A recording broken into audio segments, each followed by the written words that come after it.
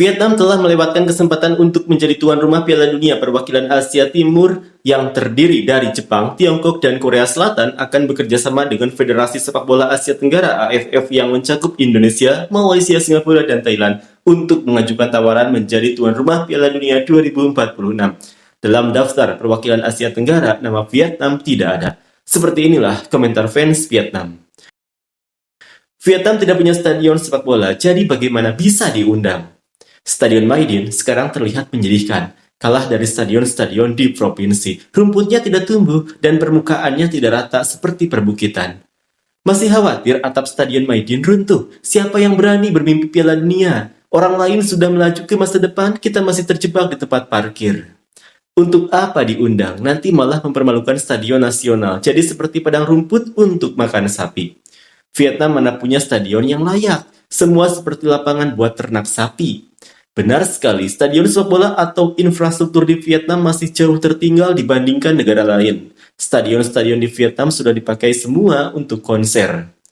Bagaimana mau jadi tuan rumah Piala Dunia kalau stadion nasional saja dibiarkan jadi tempat makan sapi dan tidak pernah direnovasi?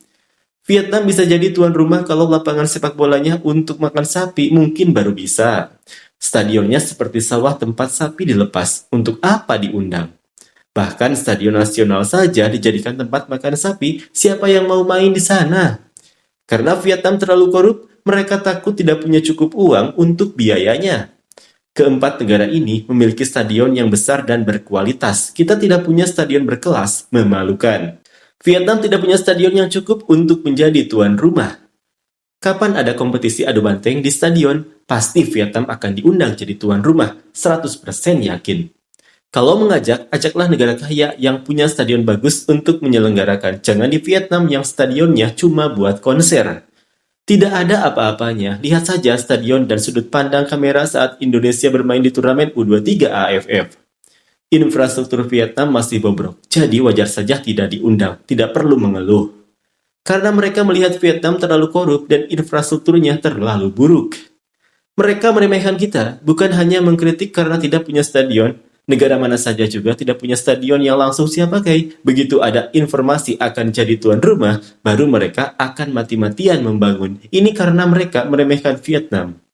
Pada saat itu Vietnam akan pergi ke Piala Dunia berdasarkan kemampuan mereka sendiri. Jadi wajar saja jika tidak diundang sebagai tuan rumah. Jepang saja sudah melihat jauh ke depan, jadi tidak perlu banyak bicara lagi.